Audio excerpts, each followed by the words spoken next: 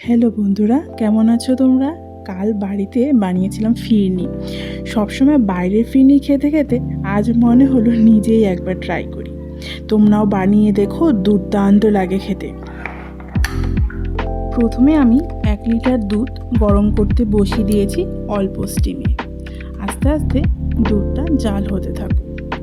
তারপর half cup normal basmati চাল ভালো মতন ধুয়ে জল ভিজিয়ে রাখবো 15 থেকে 20 মিনিট।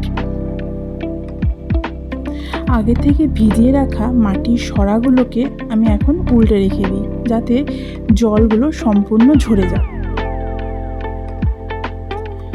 দুধ জাল হতে হতে আমরা কিছুটা দুধ একটু বাটিতে সরিয়ে রাখবো কেশর ভিজিয়ে রাখার জন্য। 15 থেকে 20 মিনিট আমাদেরকে এই কেশর দিয়ে দুধটাকে ভিজিয়ে রাখতে হবে।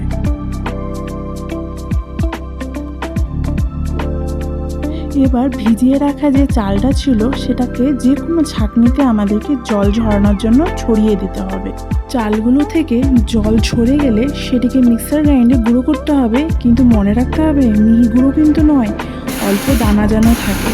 মিহি গুঁড়ো করলে এটা কিন্তু একদমই খেতে ভালো লাগবে না, যার জন্য অল্প অল্প দানা রাখতেই হবে। গ্যাসের স্টিমটা সবসময় লো টু মিডিয়ামে রাখতে হবে। এরপর কেশর ভিজানো দুধের মধ্যে গুঁড়ো করা চালটাকে কিছুটা মিশিয়ে দিতে হবে, যাতে একবারে চালের গুঁড়োটা যদি আমরা দুধে দিয়ে দিই লেগে যেতে পারে। বাকি যেটুকু চালের গুঁড়ো থাকবে দুধের মধ্যে দিয়ে ভালো মতন করে নাড়তে হবে। কেশর গুলানো চাল দুধটাও মিশিয়ে দিয়ে ভালো করে নাড়াচাড়া করতে হবে, যাতে চালের গুঁড়া যেন নিচে দলা না বেঁধে যায়। স্টিম রাখতে হবে লো টু মিডিয়াম। এভাবে ভালো করে জাল দিতে হবে।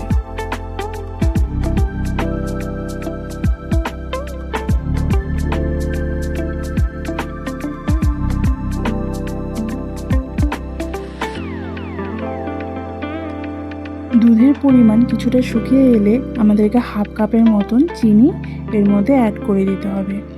দিয়ে আবারও ভালো করে চিনিটাকে দুধের সাথে মিশিয়ে নিতে হবে।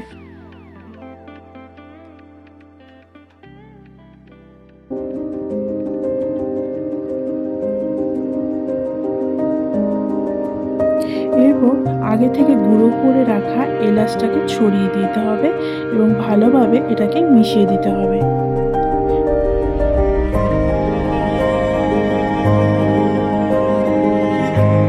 সাথে অ্যাড করতে হবে অল্প একটু নুন, যাতে স্বাদটা ভালো আসে।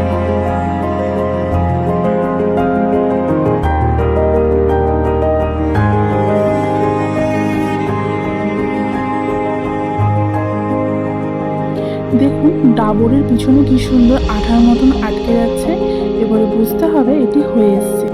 নামানোর আগে কয়েক ফোঁটা কেওড়ার জল ভালো মতন মিশিয়ে নিতে হবে। এবার আমরা পাত্রের মধ্যে জিনিসটাকে নামিয়ে নেব।